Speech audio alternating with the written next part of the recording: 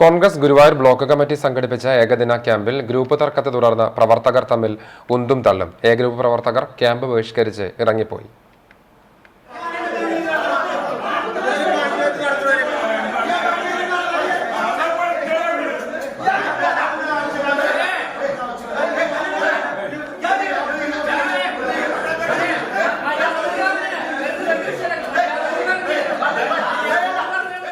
Chavakkad rural bank ഹാളിൽ നടന്ന ക്യാമ്പിലാണ് പ്രവർത്തകർ ചേരിതിരിഞ്ഞ് സംഘർഷാവസ്ഥയുടെ വക്കിലെത്തിയത്.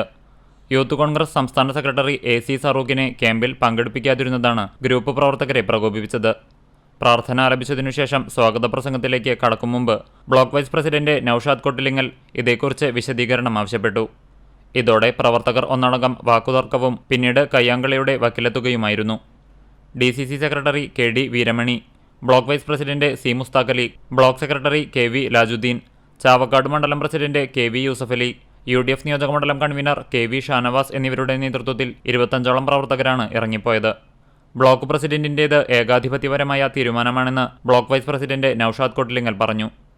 ഇതു സംബന്ധിച്ച് ഭീഷണി സ്വരത്തിലാണ് ബ്ലോക്ക് പ്രസിഡന്റ് അരവിന്ദൻ പല്ലത്ത് സംസാരിച്ചതെന്നും അതിനാലാണ് ക്യാമ്പ് ബഹിഷ്കരിച്ചതെന്നും പ്രവർത്തകർ പറഞ്ഞു. യൂത്ത് കോൺഗ്രസിന്റെ 3 ഭാരവാഹികളാണ് ഈ ഗുരുവായൂർ ബ്ലോക്കിന്റെ കീഴിലുള്ളത്. അതിൽ 2 പേരെ വിളിക്കുകയും ഒരാളെ വിളിച്ചില്ല.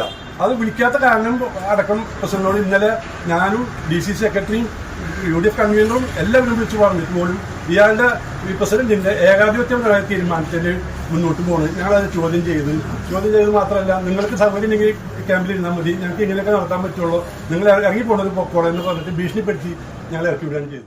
CCTV news, Guruvayur.